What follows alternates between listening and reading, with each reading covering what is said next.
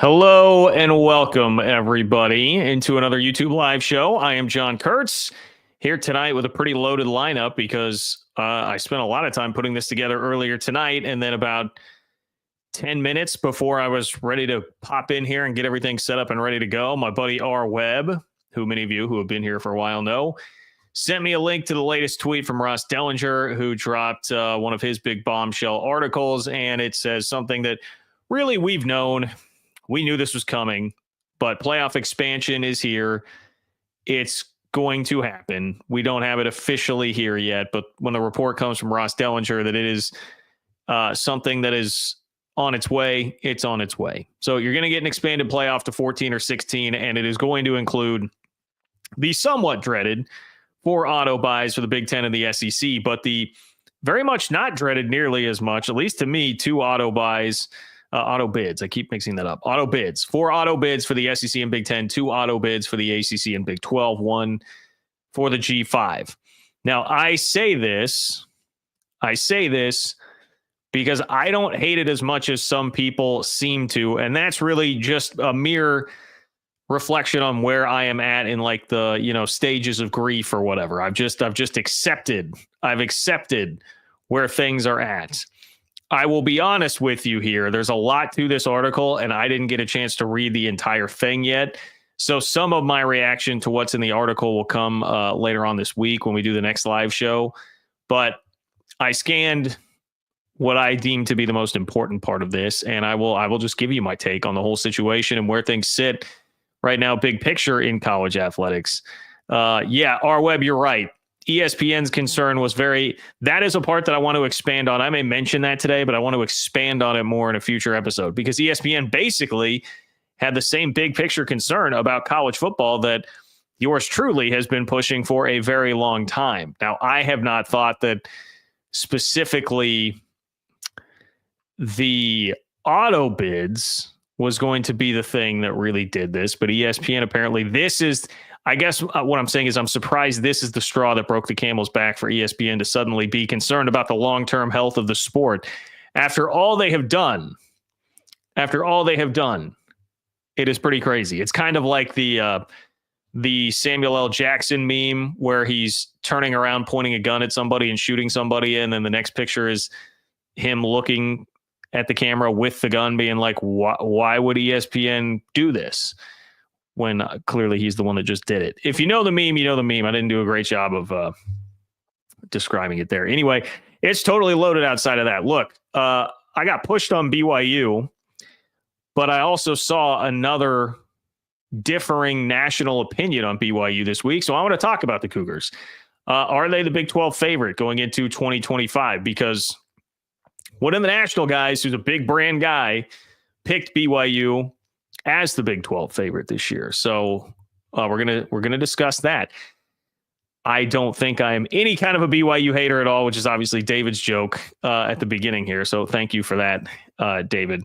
Yes, I will be careful. The guy who has been deemed by most too much of a BYU apologist turned into a BYU hater all of a sudden because I had Kyle Whittingham in the S tier and Kalani Sitake in the A tier. Crazy. But I've got more nice things to say, I promise, today about BYU. Great discussion point here. Who's under the most pressure as a Big 12 coach this year? Who's on the hot seat? I've got 5 names for you, the top 5 in the Big 12 this year. We have a note about the NFL potentially poaching Big 12 coaches, maybe someone else to watch out for outside of just what has become typical, which is any major college job that is open. You have to watch out. And I've even got a little Big 12 hoops because Kansas fans are definitely in meltdown mode. Kansas is the flagship program of the Big 12 in basketball, even though they haven't really been that since the league expanded. But we know in terms of brand and reputation and history, that is certainly the case. They're in some disarray. Just took it on the chin, losing in a game where they trailed wire to wire at Utah. So we'll see if I can even get to that. There is a ton there, because I've got to start with a couple of Venmo donations here in a moment. But that means if you want to get something in, the time to do it is now. You can click the $ below the chat box in order to do that, to leave a super chat. And if you are not watching this live, you can contribute to the channel on Venmo. It is John-Kurtz-4 on Venmo. So I appreciate anybody who does that. John-Kurtz-4 on Venmo. You leave a question or comment with your donation there. I will kick off the next show with it. Totally free, though, to support the channel. Just like the video and make sure that you subscribe to the channel and subscribe to the Open for Business Big 12 newsletter. That is ofbnews.com in order to do that. Okay, couple of Venmo chats here, both of which were sent, it would appear, on Valentine's Day, according to my inbox. So thank you for that, for being my Valentines. Brian says, hi, John, your show keeps getting better and better. Well, thank you, Brian. Are there any football invitationals still left to open up football season like the old Pigskin Classic? Would love to see them invite BYU and Ole Miss. Go Cougs. Well, I would love to see BYU and Ole Miss play. I assume that that's a reference to Lane Kiffin, who basically said, yeah, line it up, let's play, when somebody after the season had tweeted something to the effect of like, hey, we should just have BYU and Ole Miss like play for a spot in the playoff. It was something to that degree. And Lane Kiffin said spot the ball, as in like, let's go, let's play. I mean, that would be so fun next year to watch BYU play Ole Miss, man. It would have been great to have that as some sort of de facto playing game. But hell, what we're about to talk about here, Brian, with a 14 or 16 team playoff, if we had that expanded field, maybe we would basically get that type of game to kick things off.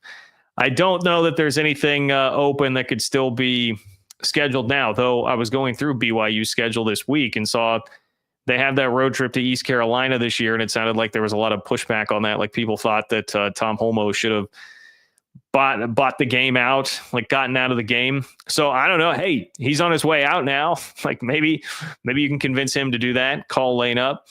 BYU has experience with this, obviously, with what happened with the Coastal game once upon a time, putting something together last minute. Maybe it can happen, Brian, but to my knowledge, unfortunately, I don't know that is going to be a possibility. Speaking of Tom Holmoe, Bob chimes in via Venmo, John-Kurtz-4. Thank you, Bob.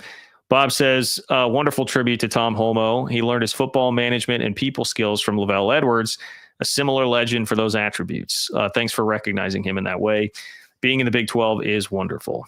Well, thank you for the kind words, Bob. I am happy to do it because, like I said, my experience with Tom Holmoe has been nothing but phenomenal.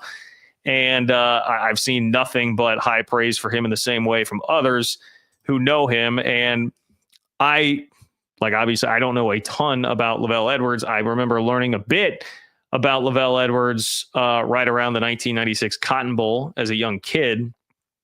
But I probably should study up a little bit more, learn a little bit more about that. But it would make sense that would rub off. And it doesn't surprise me that at BYU, you've got no shortage of people with those sorts of attributes that have created some good leadership, which is why, I feel pretty confident BYU is going to find a very good leader to take over next, but still very intrigued by what that looks like, because remember the tweet that I read you from Matt Brown of the Extra Points newsletter, who is definitely pretty connected in the BYU world. And he said that it could be someone from like more outside of the typical lifer in college athletics realm, which is where everything's moving in college sports these days, because it's a totally different deal than what it used to be. So anyway, appreciate you guys. Thank you, Bob.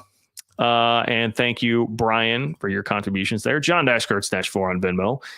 Open for Business Big 12 newsletter, ofbnews.com, in order to subscribe. Please do have one of those coming at you tomorrow. Okay, so as far as the playoff goes, people, we are here with a new Ross Dellenger article. It is a Ross bomb, a Dell bomb. I don't think Dellenger bomb. That's just too much. I think we've got to go Ross bomb. It's got to be a Ross bomb. A Ross bomb. Ross bomb says, within the SEC and Big Ten, momentum is building to further expand the playoff to 14 or 16 teams. All right. Some people may hate it. I just accepted it. We're about to talk about the auto bids that are coming for the SEC and Big Ten. Some people hate it. I've just accepted it. And when it comes along with 2 auto bids for the Big 12 and the ACC, I really just shrug my shoulders and say, hey, it could be worse. It could be worse. You may disagree with my take on that, and I will explain why fully I feel that way, but that is how I feel. But Dellenger says as many as, so momentum is building to further expand the playoff to 14 or 16 teams. Multiple qualifiers per league, as many as 4 for each, the SEC and Big Ten. And the SEC and Big Ten are going to finalize a scheduling arrangement together that may fetch millions in additional revenue from TV partners. Now, that part kind of sucks. That's the part, if you've been listening for a while, you know that I probably like least out of this entire arrangement and what's being discussed here. This is where it's like the SEC and Big Ten basically are just forming one monopoly to cut everybody out. Like, okay, we'll let you come hang out at the playoff with your 2 cutesy little bids, but if you want to earn any kind of at-large spot or general respect by playing us in a non-conference game, good luck with that. We're going to do a scheduling agreement between each other. Included in all of this article is that the SEC is going to then go to 9 conference games. So they'll have an extra conference game and scheduling agreement with the Big Ten. So you're talking about there's a couple games out of the way that you can't schedule them for. Some of them do have rivalries, like within the ACC, like you've got South Carolina, Clemson, Florida State, Florida. I mean, you're talking about, and then they've got to squeeze in, their local FCS opponent. So that's an entire schedule or maybe one game open. You're just not going to have much of a chance to play them. And then they're going to punish you for your strength of schedule if you're ever daring to try and contend for an at-large bid. That's a way to kind of lock everybody out. I dislike that more so than what seems to actually be happening with the playoff here. But Ross says the playoff format change would clear the way for SEC admins to finally make the long-discussed move to play 9 regular season conference games and would trigger perhaps all 4 leagues to overhaul their conference championship weekend. Yes, remember that part of this is that if you're going to have all these auto bids, you would change the conference championship game because it won't matter if you have 4, even if you have 2 auto bids of the Big 12. What's the point of playing a conference championship game if you know both teams are going to the playoff? I guess there's some you can say that you're the conference champ, but it really is not going to gain you enough to be a big deal. So you'd have team number 1, first place team, you're automatically in, and say teams 2 and 3 then play in the championship game or whatever you want to call it on that final weekend. That's what the game would be. There's still high stakes. It satisfies TV wanting that game. It satisfies money for the conference. That's probably coming, and that's been foreshadowed for a very long time. Now, as far as the auto bids, the 14 or 16 team model would grant 4 auto qualifiers, each to the SEC and Big Ten, 2 each to the ACC and Big 12, 1 to the highest ranked group of 5 champions. The group of 5 will keep their spot, and it includes 1 or 3 at-large spots, so that will depend on whether it goes to 14 or 16. One of those intended for Notre Dame if it finishes ranked inside the top 14. Okay. So Notre Dame, small footnote here, is a winner because if there aren't going, well, I guess we'll see how all the format goes with the buys. But part of the issue with Notre Dame was like, oh, are you going to join the Big Ten or whatever conference so that you can get one of these automatic buys in the current format of the college football playoff? Now it looks like if Notre Dame's good enough, could just be one of the top 4, which I imagine is what would happen with the buys or how 2, whatever it might be. Notre Dame basically doesn't lose out here. Notre Dame picks up a little bit of a win here. They made it to the national championship game while dealing with this current situation and setup, which did not allow them to have a bye. Okay, so there is that. Pause here for my take on the bye situation. If your stance is, hey, it sucks that college football is in a place where we're going to reward the freaking Big Ten and SEC with 4 automatic bids into the playoff every single year. They don't need that. That is something that reeks of just like not having to earn it. Like, why not just go every single year and earn it? And in light of what we saw this year with the SEC, it makes more sense to bring up because even if you were inclined to be like, well, I mean, whatever, every year they would probably get 4 anyway because they're just that good and the scales are tilted in their favor enough. Well, the SEC this year got 3 in. Now, if it were a 14-team field, would Bama have been in or Ole Miss or maybe South Carolina? I mean, probably, possibly. But it was at least a discussion as to whether or not they deserved 4 teams this year. And that was just the first year of expanding the playoff to even 12. So, we'll see. Has the landscape changed enough in an NIL portal world where that won't be a foregone conclusion every year? Not sure. But it bears at least a discussion of like, why do you need this? If you have all these advantages and stuff, why can't it just be get the best teams in there? You guys whined and complained about how the top four should just be the four best teams. We don't need to be handing anything away to these undeserving conferences. Well, okay, then why are we going to hand this out? Why would we give this out as a handout? Pull yourself up by your bootstraps and just get four teams in the playoff if you're going to get four teams in the playoff every year instead of having to hand it to you. I understand how you would have some frustration with that. And obviously I'm saying some of this derisively because it is pretty silly. It is a little bit ridiculous. But they have the leverage, and I have just come to a place of acceptance. This is where you at in the stages of grief over what college athletics and college sports, college football has turned into. I'm just much more in a place of acceptance. I understand the deal. I still love this sport. I still want to get as much out of it as I can. And if that includes at the expense of 4 auto bids for the 2 big boys, you get 2 for the Big 12. After I just saw a season in which BYU objectively should have been at least within a razor-thin margin of getting into the playoff and got 0 national discussion about it, I'm going to say, you know what? That's not half bad. That's not half bad for the Big 12 to just be guaranteed to have 2 spots in the thing. Could be a hell of a lot worse based on the treatment that we saw BYU get this year after the season that they had. And it was vindicated with their performance in the bowl game against Colorado, not just winning, but winning as decisively as they did. So that's where I come down on it. I will not fight you. If you say, John, this is an outrage, this is ridiculous, it just at a certain point kind of ends up like, you have to pick your battles. All right. You got to pick and choose your battles. I am not married. Okay. But from what I hear about marriage, you got to pick and choose your battles sometimes, right? Like there are a lot that come at you, and at a certain point you kind of just have to accept not always going to be right. You have to take what you can get. And boy, I just said a state of mourning basically about how terrible the game of college football is, and then compared it to marriage. That was not my intention. Those of you who are happily married, okay? Not my intention. But that was the best analogy I could think of right off the top here. So this is not one that I'm going to fight tooth and nail right now, because at least it includes multiple spots for the Big 12. You will still have opportunities for Arizona State. You'll get, like this past year, could have had Arizona State and Iowa State get a crack to go do what Arizona State basically did this year. And if you're getting twice the opportunity to go do that, then fine. It would also probably include playing on the road instead of a neutral site, because you're not going to get the bye. But again, take what you can get here. And that will be another one of those things where, again, the scheduling agreement hurts because seeding for this thing, right? You'll get two automatic bids in, but that doesn't guarantee you anything as far as seeding. And you're not going to be able to play many SEC or Big Ten teams because of the scheduling agreement they're working on to juice up your strength of schedule or reputation or whatever. So it's, it's all a little messed up. It is, but not as messed up as it possibly could be. Okay, so Dellenger reports that 14 or 16 team playoff is coming. 4 auto bids are coming for the Big Ten and SEC, 2 for the Big 12, ACC 1G 5.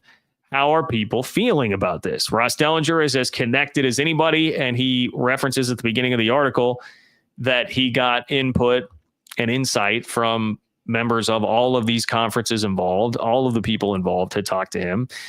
So that means we're going to find out how everybody is feeling about this right now. There's an inevitability to this because the language in the new playoff agreement, once the current format ends after this year, you no longer need unanimity from everybody, a unanimous vote to enact changes. There is a line. I had to die laughing. There was a line in Dellenger's story about, hey, it does say in this new agreement that everybody has to, the input of everybody has to be weighed. Let's see if I can find it real quick, because it is funny. Yeah, the agreement grants the league's decision-making powers over the format. So leagues, you guys, SEC, Big Ten, you can do whatever you want, but directs them to have meaningful consultation and collect input from the other conferences before making their decision. Well, isn't that nice? Isn't that nice? They made sure to include in the actual contract here, the agreement grants the league's decision-making powers over the format, but directs them, you guys, you need to have meaningful consultation, okay? So listen to the G5, all right? Go listen to Gloria over there, get some G5 input, collect some input from Brett Yormark, make sure you hear him out, and Jim Phillips. I'm sure they're really taking that into consideration. That is like for fans of The Office out there when Michael Scott gets asked by Pam, hey, what did you do with that paper from corporate? And he says, oh, I put it in the filing cabinet for papers from corporate. And then cuts to him throwing it in the trash. That's where that feedback will go. But very, very cute that they include that in there. Thank you for that. No one's going to be real thrilled with this. No one is going to be real happy with this. They understand their lot in life. And you don't get much of the sentiment that I had, that I just gave you, like, hey, at least it's this and not no guarantees, or at least it's this and not just one spot. You get a different sort of tone here from everybody involved. So Ross Dellenger says many administrators in the Big 12 and ACC are not in support of a format with so many automatic qualifiers designated for the SEC and Big 10. And many of them have, at least subtly, taken aim at the format over the last several months. Well, I mean, that part's fine. Look, we live in a Twitter world. Everybody's got some Twitter fingers. If you want to just take some subtle shots when you're speaking to people in the media or, whatever it might be, doing a radio show, a podcast, something like that, by all means, that's kind of the way of the world now. Everybody does that. But I don't know that it's going to get anything accomplished. Here's what Jim Phillips did, according to Dellenger. He told Yahoo Sports the ACC has not cemented a position on the format. But, quote, there needs to be fairness and access to the championship. It needs to be a true championship, not artificial and not an invitational. Not artificial and not an invitational. Well, not an invitational would be that little subtle jab that Dellenger was just talking about there. Jim Phillips said, well, we don't have a position, but this better not just become an invitational. Well, that's what it is. That's what it is. It's going to be an invitational, namely a lot of invites headed to the SEC and Big Ten. So sorry about that, Jim. He's never been one that seemingly has held enough clout to do anything really meaningful.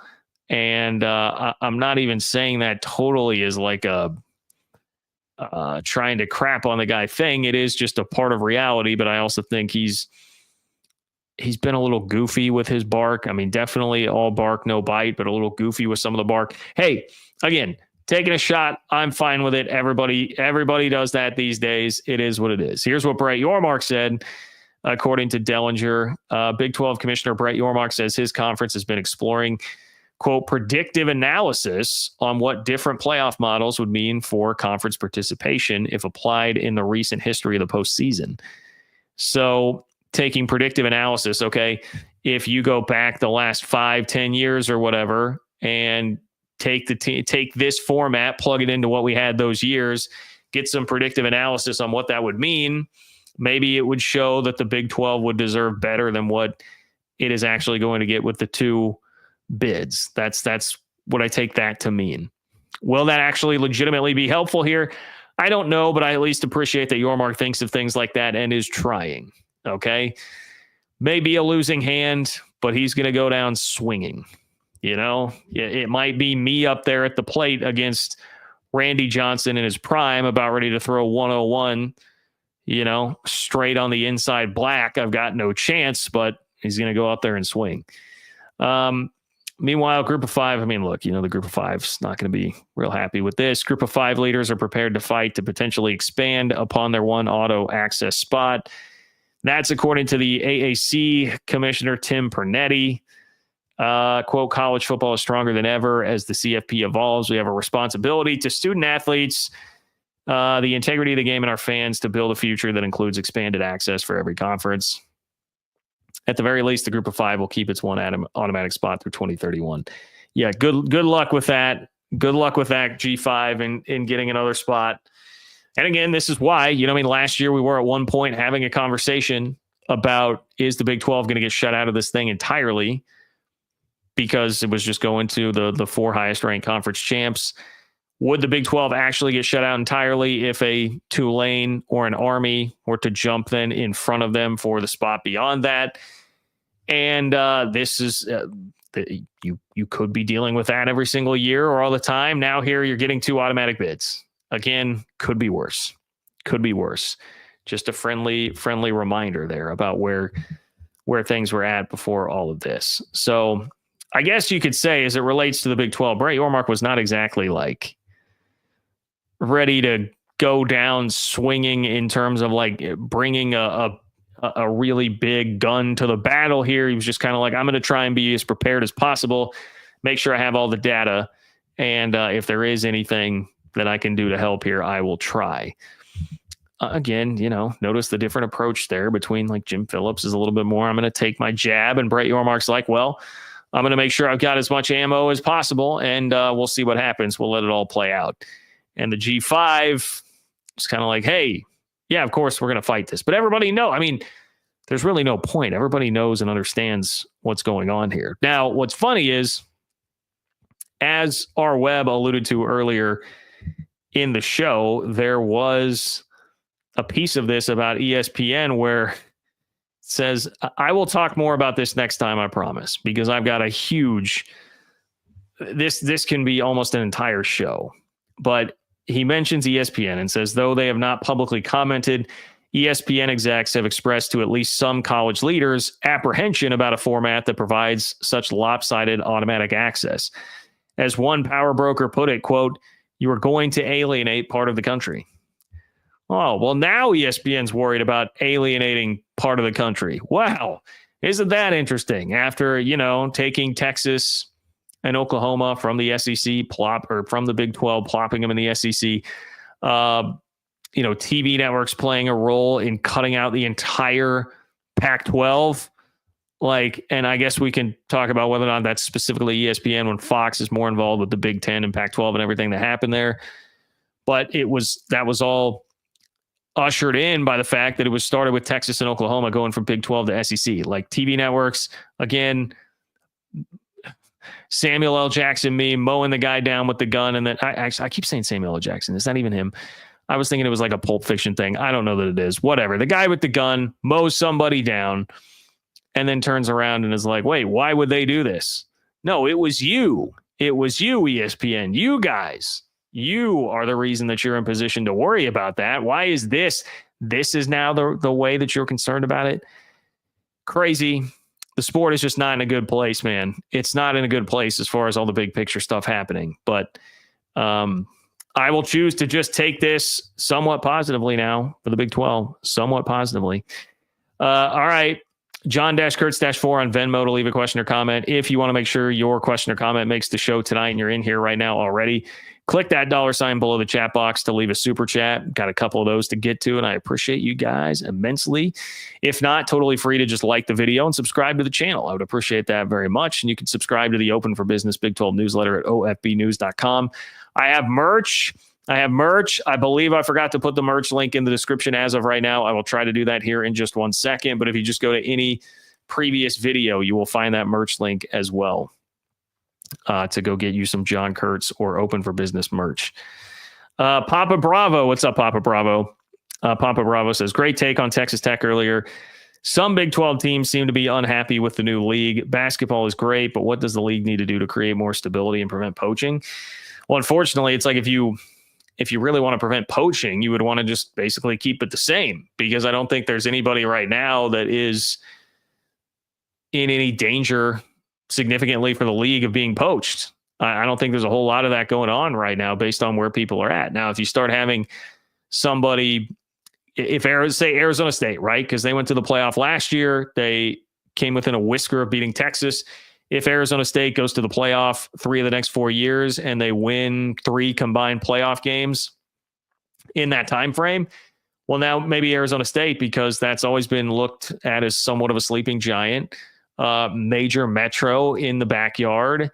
You have a really big fan base there, some resources. At this point, Kenny Dillingham, maybe a lifer as an elite coach, and you're making some real noise there.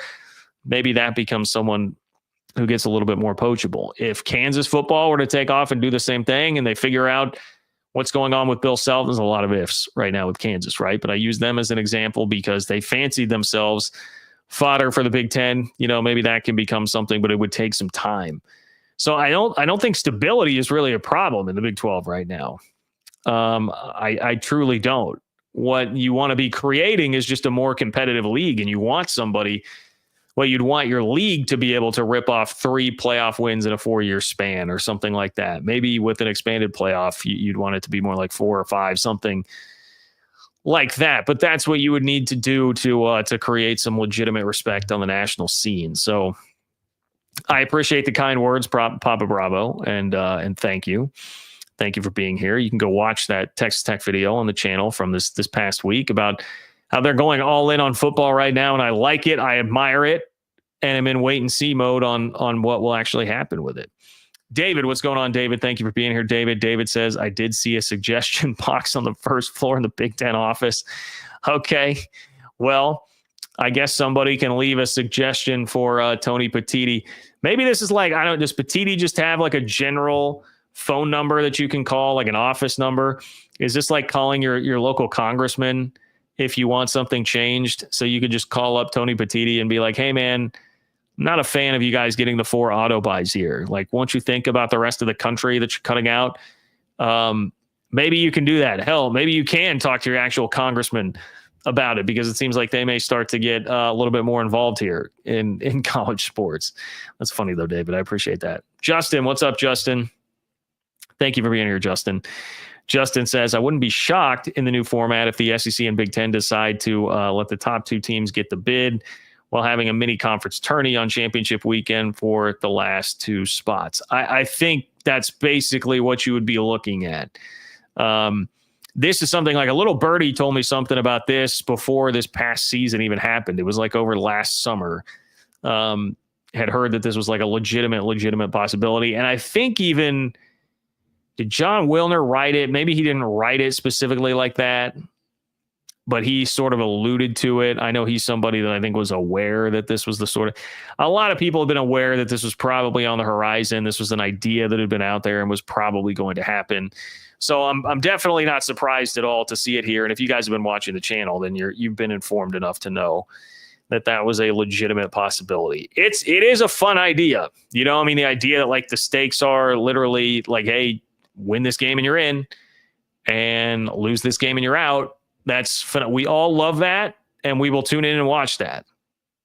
And it's like conference championship games have kind of been like that sometimes, but not always. And then you end up with games like the Big Ten championship game this year, which, Oregon winds up kind of getting screwed by winning the game. So like, yeah, I'm here for it. I think it will be, it will be fun. It will be entertaining. It will be entertaining for sure in a vacuum as a one-off product there. Okay, transitioning here to the Big 12 specifically. A lot of talk about BYU lately on the channel, and I got shouted down by, I will say, a vocal minority who was upset with me for placing Kalani Sitake in the A tier of Big 12 coaches while Kyle Whittingham was in the S tier, which is one above. And that was based on not just last season. That's based on a cumulative, like, where are these guys at in their coaching career right now? And while Whittingham clearly is on the back 9, I've got enough respect for what he has done as a program builder and sustaining things, even in pretty recent memory, still at Utah, that I think that is fair. And Sitake was on his way up and basically moved up 2 tiers for me last year when I almost had him on the C tier going into the year. That was my justification for it. Not enough for some. But then also on the, I guess on the side of pushing against BYU and what are really high expectations for the fan base this year, I did see BYU being listed as an overrated team by 24/7 Sports and talked about that not too long ago either.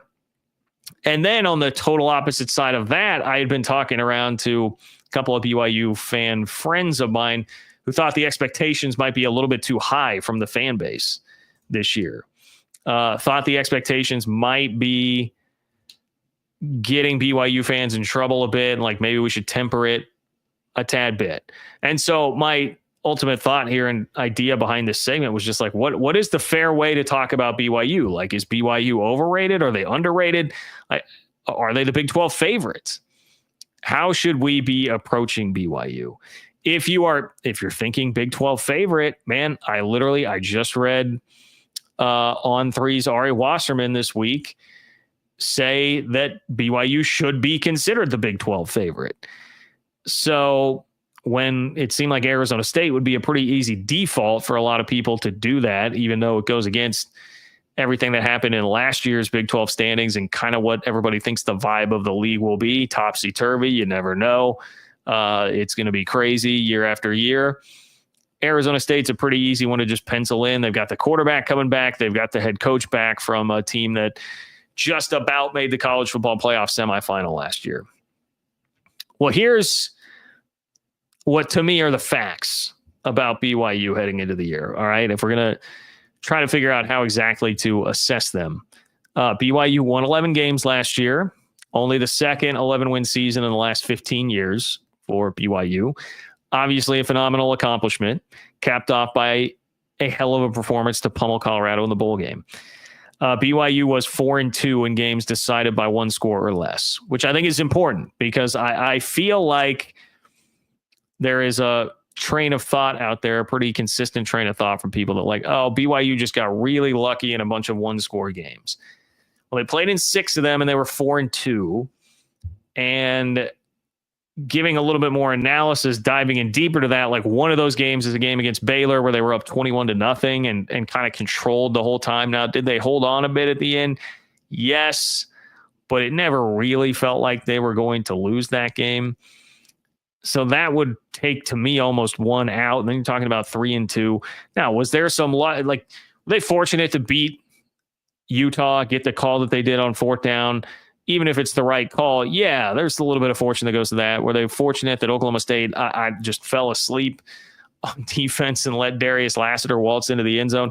Yeah, there's probably a little bit of fortune in that. But, Kansas got a little fortunate with the muffed punt issue in that game that they lost, right? Like, I don't think the one loss or the one score wins thing is as bad as people make it out to be truly for BYU. Another fact, people are pretty high on BYU actually out there. If you're taking the average, and shout out to Heartland College Sports, I think it was Brian Clifton over there who did an average of the 10 way too early top 25 polls that he had seen from places like ESPN, The Athletic, On3, et cetera. And it ranked BYU 16th in the country, second highest in the Big 12, just behind Arizona State. And BYU on average was picked 16th in the country. Like that's pretty good, man. That's pretty good. That's a healthy dose of respect, I would say, for BYU heading into next year. If you want to know, what do they have back? What is the reason for the optimism beyond just the season they had last year? Well, they have 4 of the top 5 leading tacklers back from the defense last year, which was phenomenal. All 3 linebackers are back. That's a defense that finished 13th in total defense last year. On offense, you got basically all the returning weapons, Retzloff back at quarterback, Chase Roberts, LJ Martin. Almost the entire receiving core is going to be coming back. So there's a lot to like there. Doesn't mean that there aren't any losses, especially the offensive line will be something to watch out for BYU, and the defensive line basically in the trenches. But they got some pretty high profile transfers. Texas, Utah, Southern Utah that are coming in on the defensive line, at least. That's kind of the lay of the land on the team, right? All the offensive playmakers back, quarterback back, obviously head coach back, and the heart and soul of the defense at linebacker definitely returning.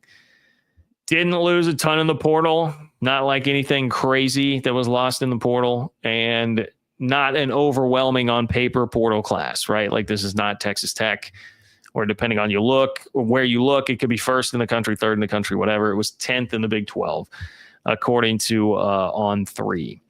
Schedule for BYU, to me, pretty manageable. I mean, a little bit tricky. Like they've got road trips to Iowa State, Texas Tech, and Colorado in conference play, but it's fool's errand, man, to try and be figuring that out right now, because we did a lot of that last year, analyzing what the schedule would be like, and that got completely flipped upside down.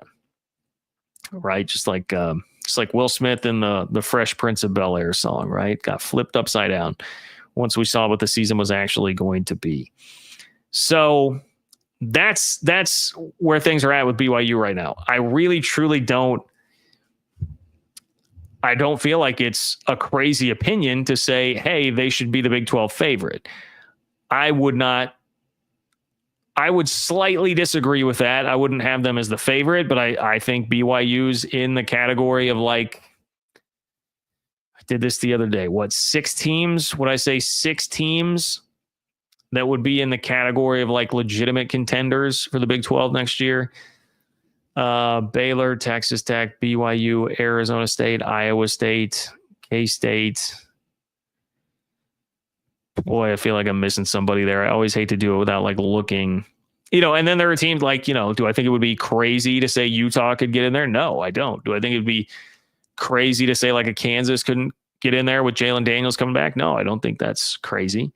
But BYU is definitely in that first tier. I would not. I think it's silly, quite honestly, to go pick somebody at Colorado. Like Colorado could probably be in the second tier to me. We'll see. I need to see what's going to go on with that quarterback situation.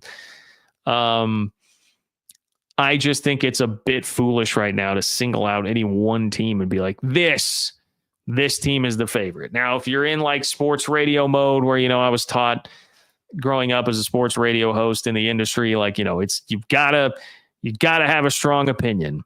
It's got to be a really strong opinion or else it doesn't matter. And so you got to pick, you can't ride the fence. You got to pick somebody. Well, my strong opinion is it's dumb in the Big 12 to go say this team definitively, this team. No, like we saw what happened last year with people trying to do that sort of thing. I think there are a lot of teams that can get in there and do it, but I would need to see it. And even with Arizona State, like I love Kenny Dillingham. I love Sam Levitt, but Cam Scatterbo was the heart and soul of that team, man. It's a guy that should have been a Heisman finalist, finished 5th in the Heisman voting. Like he's not there anymore. So we've got to see it. We've got to see it. And can anybody in this league do it back-to-back years? We'll find out. But I think BYU in some ways with doubters is fighting just a trust factor here. Like people don't trust them enough because it's just not been a brand that they've seen win over and over again. Like BYU fans will hate this, but there still is some level of inherent trust, I think, from the college football public being like, well, I saw Utah go to back-to-back Rose Bowls. Now, we're getting further and further away from that, but it wasn't that long ago. And so that was them performing on a high stage. And so that's like, all right, well, Kyle Whittingham's still there. They've had quarterback injuries. Those are pretty high profile. If you can just get the quarterback right in the portal, they could be right back there. Like BYU doesn't have that. Nice seasons in 2020 and 21, but it wasn't getting national attention like Utah's was getting to the Rose Bowl. And a huge part of this, I should have mentioned this first, because more so than like not having the kind of built up trust there, quote unquote, is that people are married to their opinions. People don't want to change their opinions easily. And a lot of people, when BYU started 9-0 last year, had their minds made up that this was not a good team. And a lot of people were frankly like annoyed that they were having to sort of talk about BYU every year or every week. They wouldn't just go away.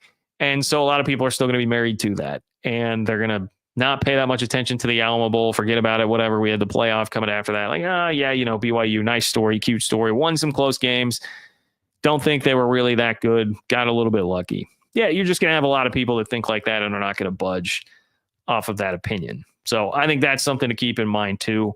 But generally, if the preseason top 25s have you at 16th and second in the conference behind Arizona State, who won the league last year, I really don't think there's ultimately that much to complain about. And I think it's fair to say BYU is in tier A of contenders for the Big 12 next year. There's no S tier, people, okay? There's no S tier. There's just an A tier on that one. And they are in tier A. Please like the video. Please subscribe to the channel. If you are new here, I would appreciate that. Make sure and double check whether or not you are subscribed to the channel. Sign up for my Open for Business Big 12 newsletter, ofbnews.com. Let's see. Like, subscribe, OFB News. Oh, John Kurtz-4 on Venmo. If you want to leave a question or comment there, or you can leave a super chat by clicking the $ below the chat box in order to do that as well, if you would like. I appreciate all of you who support in that way. Here's a question for you that I get from Brad Crawford of 24/7 Sports, who was doing a list of coaches under the most pressure this year in college football. And there's one Big 12 coach who made the list. So de facto, ergo, it is the coach with the most pressure on him in the Big 12. You could also frame this as, who's on the hot seat in the Big 12? Whose seat is warmest in the Big 12? We can do that, or who's under the most pressure in the Big 12. I'll take the wording here of what they had. Who's under the most pressure in the Big 12? I actually disagree on Mike Gundy just barely. Mike Gundy makes my list. I'm going to give you a top 5 here. Gundy makes my list, but I do not have him at number 1. I do not. So let's go all the way to number 5. I don't know if this is like where I need a drum roll or something like that, but let's kick it off here. Number 5, and this is not meant to be like some crazy hot take. I'm not saying that number 5 here is under any legitimate job security threat, but if we're talking about just pressure, okay, understand that I'm going to emphasize that. I'm going off of what the original premise here was, which is coaches in the Big 12 under the most pressure. Number 5, I'm going Joey McGuire at Texas Tech. So again, not real hot seat here, but it's pressure because Joey McGuire has flirted with taking that big next step and has instead taken a baby step each of the last 3 years. That's really what's happened. It's been baby step, which is better than any coach post Mike Leach has done at Texas Tech, and it's clearly moving in the right direction. But now there is a massive financial backing behind what's happening this year, and that was outlined ad nauseum in Max Olson's article and on the show that I did earlier this week. $10 million in 17 players in the portal. Okay. Big contracts to go land really highly sought after coordinators, switching both coordinators, right? So if you're thinking about that, like, all right, why hasn't Joey McGuire taken the big next step that everybody's been predicting for the last couple of years? Well, in some ways, the coordinators got scapegoated. Like Zach Kitley, who did get a head coaching job, by the way, was sort of scapegoated by Texas Tech fans. And, you could scapegoat defensive coordinator when the defense is busy giving up about 170 points to Baylor in a home loss last year. Those guys are gone, and you got, on paper, guys that were as good as you possibly could have hoped to land at coordinator. So that creates some pressure. So you better win now. Like, people stepped up with the resources for the coordinators. People stepped up with the resources, $10 million of transfers to supplement what it is that you're doing. So there's a pressure in that it's like, all right, there's money behind this. Now, Tech's got plenty of that, but still, it is somebody's money here. And then there's pressure of like, hey, there were legitimate reasons for people to say you haven't been able to take the next step because of your coordinator. Like, there's a scapegoat. The scapegoat's gone. So there's that pressure. And then finally, I would even throw this pressure in, like, when you do have all this attention over how much money you've spent in the portal, take it from me, a K-State fan who watched what happened in basketball when Coleman Hawkins gets the widely publicized $2 million deal, and Jerome Tang spent not too far off what Texas Tech spent on its portal class for his portal class, and it went very poorly at first. They have gotten better now, but it may be too little too late to even get them in the NCAA tournament. Like, there's an extra pressure that comes along with having a widely publicized hefty price tag in front of everybody. They don't have it with a specific player like Coleman Hawkins, but everybody now knows they spent $10 million on this portal class and went totally all in. And everybody stepped up all the way around. Like, they even kept James Blanchard from Notre Dame. So, like, there is some pressure with that, man. There is some pressure with that. So that's why Joey McGuire's at number 5. Number 4, I saw somebody mention it already in the chat. Number 4, Dave Aranda. Dave Aranda. I think as long as he has a solid season, he's probably not going to lose his job. But, remember, like, this guy was all but fired once we were talking about Victory Cigar last year. The Hail Mary that happens at Colorado, Baylor is down in the dumps. Not a good start to the year. Looked like everything was totally down and out. People just had written him off. Give up the Hail Mary. The play was called Victory Cigar, that whole thing. Even people I like really respect and think are excellent and very measured were like, oh boy, this victory cigar thing seems like that's kind of the death knell. Comes back, finishes 8-4 in the regular season, saves his job. They've got a lot coming back. Sawyer Robertson, great quarterback. Looks like they found the guy.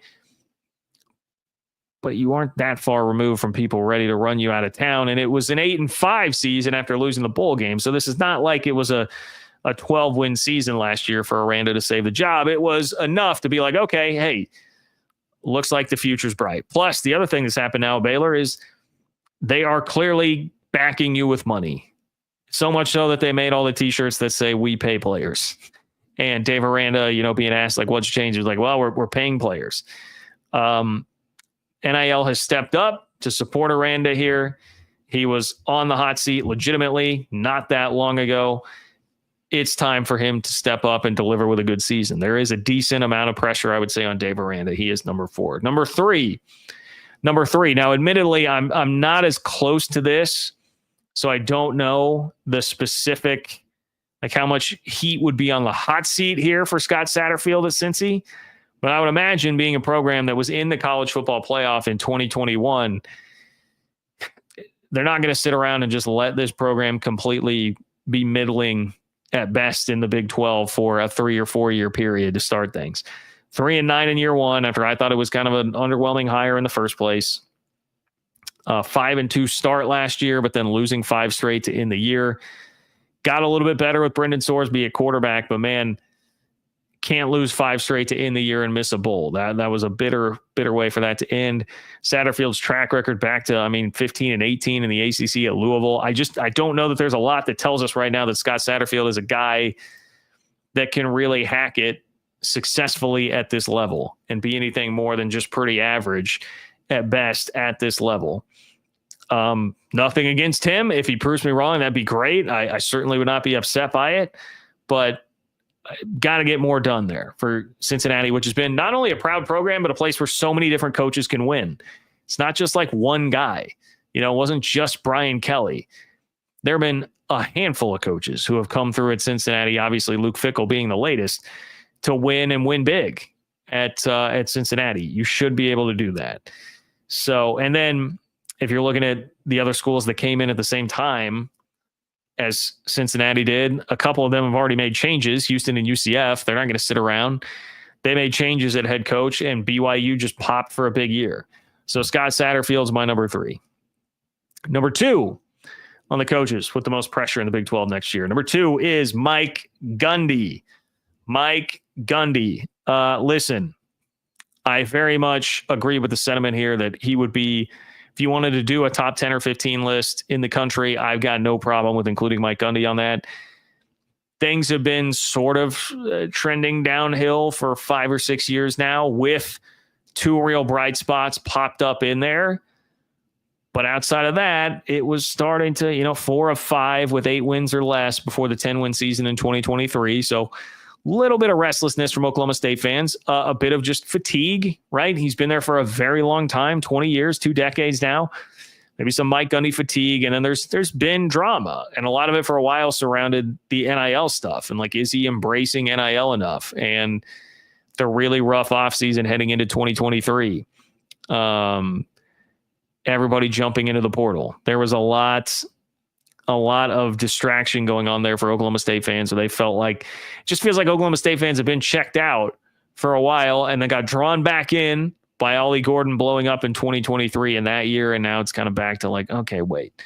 So all this stuff going on. There was even like when he got crosswise with Chuba Hubbard. It's just been a lot going on with Mike Gundy, and not quite as much winning as there once was. Then plus, obviously I haven't even mentioned it yet, but 3-win season last year, winless in the Big 12, just wretched. So because of that, Mike Gundy is definitely under a lot of pressure. There were rumors that he was already going to be out this offseason, and they went through and like restructured his contract. He's already given back extra money out of his salary to NIL. So they flirted with the idea, it would seem like last year, a lot of pressure from Mike Gundy. But I'm telling you, number one to me, Big 12 coach under the most pressure this year, Brent Brennan. Brent Brennan in Arizona. I got to go with that number 1, man. It sure sounded like there was at least some push from people with money around there to just go ahead and cut bait after year one. It was that bad. And I know that Arizona is not a place that's as used to winning as like an Oklahoma State is, but they sure enjoyed the 2023 season where you win 10 games, go to the Alamo Bowl, beat Oklahoma. You got to replace your coach. You're bringing back a stud quarterback, a top 10 pick at receiver, a lot of talent. Jacob Manu, Gunnar Maldonado on the defense, like lots of talent. And it just didn't work. It was bad this year. Bad. Not just losing games, getting blown out, looking ugly. It just, the offense not being fun or looking anything like what it was last year. It was about as bad as it possibly could have gone last year for Brennan. Again, it sounded like already you had some people with money that were very upset and ready to move on. And it starts to make that resume coming in from San Jose State look more like it was actually the worst part of that, which was that he didn't win more than 7 games at San Jose State, instead of the more positive painting of that, which is like, hey, it's just a really hard place to win, et cetera, et cetera. Brent Brennan, man, number one, I would think that the hook would be pretty quick there if it goes bad, goes badly again at Arizona in year 2. So there's your list. Let me know in the comments, what you think, where your list is at. But those to me are the 5 coaches under the most pressure in the Big 12 this year. Probably only have time for one more of these last 2. So we can go with the NFL story, or we can go with the Bill Self story. I think I'm actually, for timeliness sake, I'm going to go with the Bill Self story. I will save the NFL poaching Big 12 coaches for the next show. But I promise I will get to that because it was a really interesting comment. But for those of you that do care about basketball, and even if you're more here for the football, but you're a Big 12 fan, I do think this is something to keep an eye on. And I've done a little bit on this already. But look, Kansas and Bill Self are struggling right now. This is not what Kansas fans were promised. I have an intimate understanding of this, being somebody who's grown up in this rivalry and currently lives in Kansas City, where essentially the NBA team of Kansas City is the Kansas Jayhawks. Lots of upset KU fans who not only right now, and I do think this is something not to discount, not only are Kansas basketball fans, they are also largely Kansas City Chiefs fans. Those of you who follow me on Twitter know me as a Kansas City Chiefs fan. We're very spoiled these days, not used to losing at all. Very entitled, admittedly. Kansas basketball fans, very entitled, but it has been earned because over the last 20 years, they've done more consistent winning than anybody else in college hoops. But now they're sitting here just barely above 500 in the league, a 4 seed just barely clinging on and plummeting as they lose a game at Utah wire to wire against a Utah team that is not likely headed to the tournament. And so now you got stuff like message board geniuses picking up on message board thread from the Fog, one of the big KU message boards, called "The End of the Golden Age of KU Basketball." And then you've got tweets like this. I did have to chuckle a little bit at this one when I saw it earlier. Like, I get it, I understand, but our friend Talking Hawks here already putting out like a coaching hot list, coaching hot board here, right? Brad Stevens, Todd Golden, TJ Otzelberger, Matt Painter, Nate Oates, Chris Beard, Scott UC, all these coaches. Like, we're already talking about changing the coach. And there's been discussion about that among KU fans. Like, we're done with Bill Self. Let's be done here. And it's the end of the golden age of KU basketball. But is that true? Is it really the end of the golden age of KU basketball? And this is not just for Kansas fans. If you're a Big 12 fan, I said it earlier in the show, man, this is your flagship basketball program. Brett Yormark thinks that basketball is a very valuable, important entity for the conference to try and make more money. It's bad business for the Big 12 if it truly is the end of a golden era of Kansas basketball. That's not good news for the rest of the league, even if you will take pleasure in it in the short term. So look, Bill Self, the last 2 years in the Big 12 is 18-15. That's crazy. He had won 80+% of his Big 12 games before that. was a 7-year stretch before this most recent downturn for Kansas, which I would say just coincides with the full-on, like full-bore NIL transfer portal era. 7-year stretch that included a national championship, a Final Four, 2 Elite Eights, and then the COVID year where they were number one. They were the number one overall seed, didn't get to play the tournament. So that's a hell of a run, man. There were 14 straight Big 12 titles in there for a while before about, what was it, like 2019, where Tech and K-State started getting involved. And that is not what Kansas is at all right now. They are not a very good team. Watched a lot of that Utah game after I got done watching K-State get their butts kicked by BYU. I mean, Utah was just in control. Like I said, led wire to wire. It never really felt like Kansas was going to win that game. They're just not particularly tough. They're not overly dynamic. I don't know what you watch them right now and think like, man, they do that really well. Now they have a lot of quote unquote talent. I mean, guys that were highly rated in the portal, like AJ Storr, people had him as like a top 5 portal grab from Wisconsin last year, but the fit hasn't worked. It doesn't seem to me like a guy that has like the Bill Self level of toughness that he really wants in his players. And he's not the only one. I wouldn't call him out individually. I mean, they built that team around Hunter Dickinson. I think Kansas fans might bring that into question as well. Rylan Griffin was another really sought after player in the portal. Just not working out very well right now. Now, having said all of that, like, they're still technically a 4 seed in what the committee just released this past week. So there are far worse things than to be complaining about being a 4. Even if you want to say, hey, they probably moved down to a 5. They were the next to last 4. They probably moved down to a 5 after the loss at Utah. Maybe if that's the case, there are far worse things than to be just complaining and bemoaning the golden age being over when you're still sitting as a 5 seed in the tournament. And I would think at worst, you're going to be like a 6 heading into the NCAA tournament. But that is not what the Kansas standard has been. And for both the Big 12's sake and Kansas fans' sake, that's not the standard you are trying to uphold that program to. They can still make a long run. Teams do it as a 6 seed or below all the time, or 5 seed, whatever they're going to wind up being. Teams do that all the time. Still could make a run and make all this look really, really silly. But the fact of the matter is, on a day in, day out basis, like during the season, I mean, they're not what they were before. And I understand why that's a tough pill to swallow for the fans. So can Kansas actually get back to that? I don't think Kansas is going to get back to, winning the Big 12 14 years straight and maybe not having a 7-year run that includes I guess that would be 4 Elite Eights, 2 Final Fours, and a national championship. Maybe not that, especially the Big 12 stuff when you're talking about a Big 12 that now includes Houston and Arizona. As long as Grant McCaslin's in this conference, looks like Texas Tech is probably not going anywhere. Scott Drew's national champion head coach. Like it's a lot that is going to make it really tough to do that to the league like he did for a while there.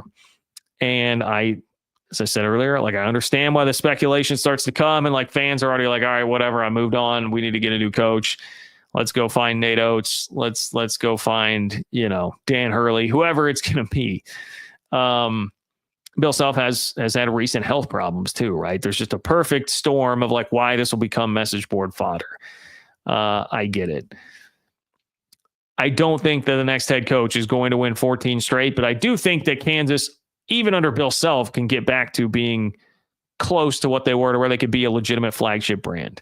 Like, I don't see Kansas falling to where North Carolina is at for right now. Like, Kansas is not going to be, under Bill Self, ever fighting to make the NCAA tournament. I truly do not see that happening. We're talking about, guys, a floor that is like as a 5 or 6 seed in the tournament. That's insane, and that speaks to the greatness of Bill Self. He will be able to figure it out to at least get them back to consistently being a little bit better than this. I do truly believe that, if he's going to stick around. Now, if you think for some reason he's going to retire, whether it's the health reasons or whatever it might be, combined with the struggles in Kansas, I can't predict any of that. But I think if he is there for another 5 years, he will have some pretty good seasons. Clearly, he's trying to figure out how to use the portal most effectively. And to me, I think there are some Kansas fans may not want to admit this, but I feel like there are a lot of similarities and parallels to like what happened with Jerome Tang, where Tang was like, hey, We talked about this with the James Blanchard stuff at Texas Tech. Like, we can go buy a title. We can literally go buy a title right now because it's a free-for-all. It's open. There's no guardrails. There's no rev share cap. We can go buy a title. Let me get all the talent I can and throw it out here. Didn't work. Now, K-State's fighting to make the tournament. Kansas fighting to keep their head above water as like a 4 or 5 seed. That's different, right? That's different. But I think there are some parallels there. Hunter Dickinson was the number 1 player in the portal. AJ Storr was a top 5 player in the portal. Like, these guys, really highly rated players that have come in through the portal. And Bill Self also, much like Tang this year, took this attitude of like, hey, last year we ran into some depth issues, things out of our control that may or may not have happened. So I'm not going to get beat again with like depth issues. And it hasn't worked out. Has not worked out like that. Not quality depth, certainly. Got to find a way to factor in like fit and toughness and grit. And honestly, like, TJ Otzelberger and Kelvin Sampson seem like the best 2 in the Big 12 right now that have really figured out the right formula and how to make that work the current way that the game is structured. So it'll take some tinkering, but like, Bill Self's not a Hall of Fame coach for nothing. And as much as the jokes are out there, I get it. Like, I'm a K-State fan. I understand the jokes. I'm like, hey, now that everybody can pay players, it's a little harder, isn't it? Yes, Bill Self had an advantage in terms of talent acquisition before. Kansas is still a very well-resourced program. And even if it's the scales have been tilted a little bit more toward balance now, that doesn't mean that he still can't get the program to a better spot than it's in right now. But I don't think this team is getting there. They'll have a chance in the tournament. I would not predict that. But I guess it depends on what your definition is, to answer my original question. It depends on what your definition is of the golden age of KU basketball. Is Kansas going to win 14 straight Big 12 titles again? No, I do not think that is going to happen. But can they still be the flagship brand and team of this conference? I do think that could still happen under Bill Self. I do. Maybe not as definitively. Maybe you're sharing some of that mantle with Houston and or Iowa State, Arizona, Texas Tech, whoever it might be. But I think they can get somewhat back there. All right, David, let's close with David here. David, I appreciate you, man. David says the Big 12 has done a darn good job at keeping coaches. How do you feel on when they need to hire a head coach? Dollars getting big. Big 12 has done a good job. Jed Fish, if you want to count that, is really the only major head coach that has wound up being lost. This year, you kind of went through it with Coach Prime and the flirtation with the Cowboys. You kind of went through it with Matt Campbell and a little bit of mention with the Bears, but neither of those really got that close. So this was honestly a pretty chill year as far as that goes. I guess you could also say like North Carolina, it seemed like was very interested in Matt Campbell as well, but that seemed like it did not get very far. So yeah, I think another pretty good year. I mean, you've been able to hang on to Campbell, Leipold, and Kleiman for a long time right now through a lot of jobs that have come through. How will that change with the, in a rev share cap era? I don't know. I don't foresee anything with that really affecting it a ton. I guess outside of, if you want to say Big 12 schools will be so much more cash strapped to hit the revenue sharing cap that maybe there's less money around for a coach. But I don't know. It's almost like your boosters might have a little bit more ready to go to step up and pay a coach if a lot of the money is coming from the school internally to rev share with the athletes. I don't know. We need to see how it all plays out. They've done a pretty good job so far, even when, a lot of people a couple of years ago were like, I can remember even Andy Staples. I respect him. I like him a lot, and I understand why he wrote it. But I can remember him writing a couple of years ago that, like Lance Leipold, Chris Kleiman, those types of guys could be candidates to go to like lower tier, like Purdue, Northwestern, Big Ten jobs just because of the amount of money that they would have to throw at coaches. We have not seen it play out anywhere close to anything like that. And I don't think we're headed toward anything like that. So just a quick take for you there. But it's a good question, David. It's a good question. We'll talk more about Big 12 coaches on the next show. My apologies that I didn't get to that today. Too much going on with that last-minute bombshell dropped by Ross Dellenger. I've also obviously got more to say about that. So we've already got a couple things loading the docket for later this week. But couple things. Let's see. As soon as I get done here, I'm going to put the merch link in the description of the video. So make sure you check out the merch for my show. You can get some John Kurtz merch, some Open for Business Big 12 newsletter merch. Sign up for that Open for Business Big 12 newsletter at ofbnews.com. I will also pop the link to that in the description of this video in just a moment. Like the video, subscribe to the channel, and John-Kurtz-4 on Venmo if you'd like to leave a question or comment there and you didn't get it in on the show here, or you weren't live with me on the show. All that's totally understandable. I think that is my housekeeping list. Hope things went well on your end. I switched out my cord this time, so no audio issues. Hopefully that worked well. And I hope that you enjoy your week. Have a great start to the week, and I will talk to you all very soon. Take care.